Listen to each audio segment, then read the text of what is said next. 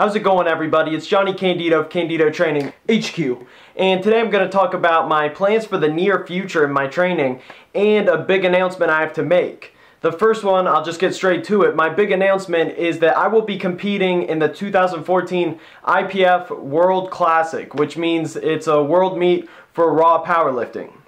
So obviously that's a big deal for me, and this is going to be the first time I've ever competed in any world meet, so I really need to make sure I'm completely ready for that, and that's 3 months from now. So I have some time to really build up and get stronger. So as far as the training is concerned, what I'm going to do is I'm going to get on my 6-week program, and I'm going to run a full cycle doing it entirely beltless. So I'm really just focusing on building that base of strength. And what I'll do for back squats is I'm just going to do full Olympic back squats. So none of the low bar squatting and even none of the hybrid squatting, just squatting to below parallel. Rather, I'm just going to squat to full depth every single time. Another interesting part of my training that I'm planning on doing is I'm going to incorporate sumo deadlifts into my routine. And I'm just going to do this as an optional accessory exercise. So just for 8 to 12 reps and for 3 sets after my main work, after the conventional deadlifts, or after the deadlift variation, depending on the day.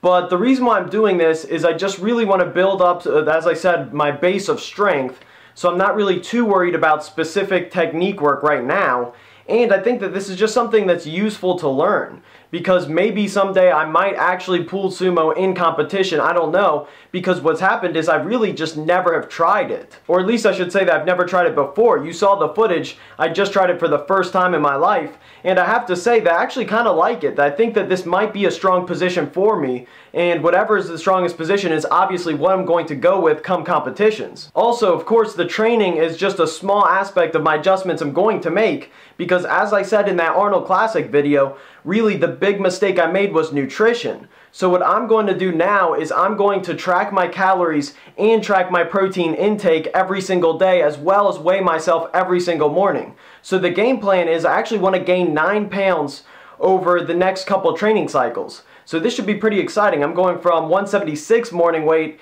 and my goal is to get up to 185 morning weight and then just lose a couple pounds from there. As I said, the meet's in 3 months. So I have some time to gain weight, then drop it down just a little bit.